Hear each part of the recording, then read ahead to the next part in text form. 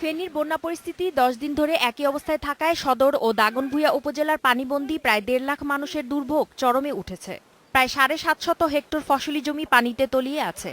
ভেসে গেছে ১০০রও বেশি খামারের মাছ, যার দাম কয়েক কোটি টাকা।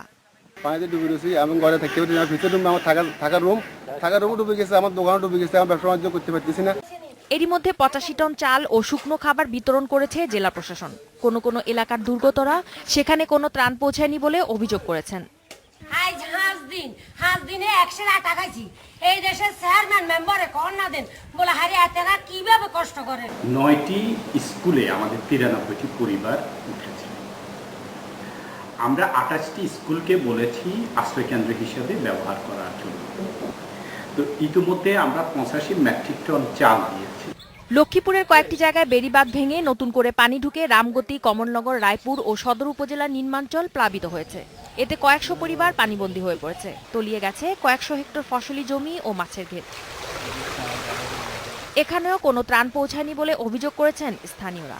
প্রশাসনের উদ্যোগ না থাকায় নিজেরাই ভেঙে যাওয়া বেড়িবাঁধগুলো মেরামতের কাজ করছেন তারা। আমাদের এখানে পানি উঠলে আমরা থাকতে পারি না, অনেকগুলো মানুষ, আমাদের কোনো স্থান নাই, ঝুঁকিপূর্ণভাবে বাস করতেছি। আমাদের এখানে কোনো আশ্রয়কেন্দ্র নাই।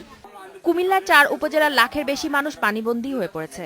১৪ গ্রাম, নাঙ্গলকোট ও মনোহরগঞ্জ সহ বিভিন্ন উপজেলায় পানিবন্দী মানুষকে সহযোগিতা দিতে ১১৯টি মেডিকেল টিম কাজ করছে।